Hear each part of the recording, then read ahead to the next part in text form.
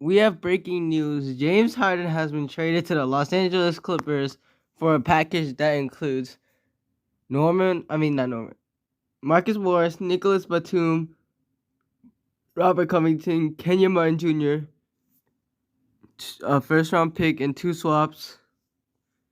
OKC Thunder have also gotten a 2027 pick swap from the Clippers. The Clippers have traded a ton of random picks. Don't know why. So let me grade both of the trades and stuff like that. So, first, grade the 76ers A. 76ers won this trade. Both teams won this trade for now.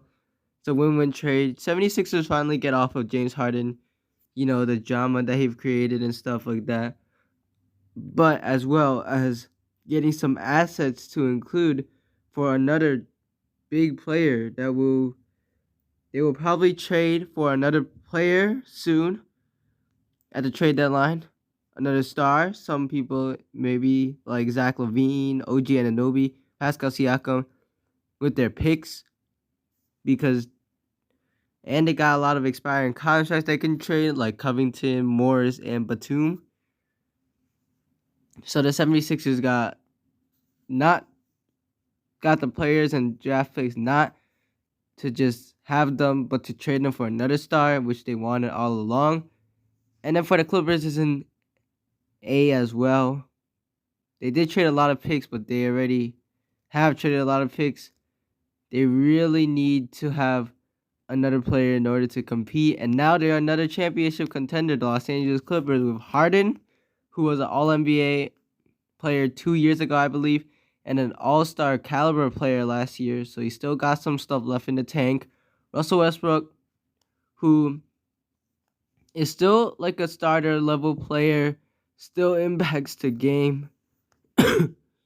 Kawhi Leonard and Paul George are still all-star level, all-NBA players that can impact the game. They got 4 near all-star. Russell Westbrook's not really an all-star, but he's a really good starter. They have 3 all-stars and a really good starter, and then Zubac, who's another pretty good player, underrated. He is pretty underrated. And then their bench is insane. They have a really good top 10 players. They have Bones Highland at point out the bench, who is a bucket. He can get you 20. Norman Powell, who is also another bucket. The only issue for the guards is defense, but the Clippers have Kawhi and PG for defense, along with Terrence Mann.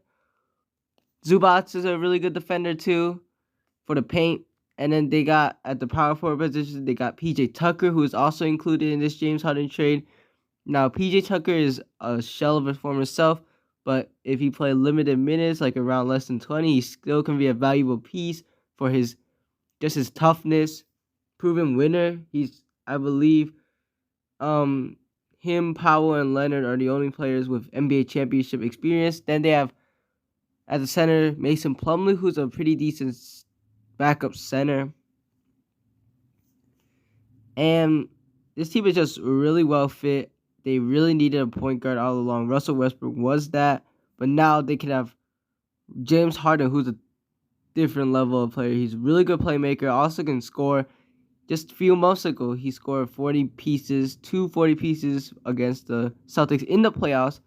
He's really inconsistent in the playoffs. He always chokes in big playoff games, but that's where you have Paul George and Kawhi Leonard and Russell Westbrook, who are pretty good, shown they're pretty good the past few years. Russell Westbrook was really good in the Sun series.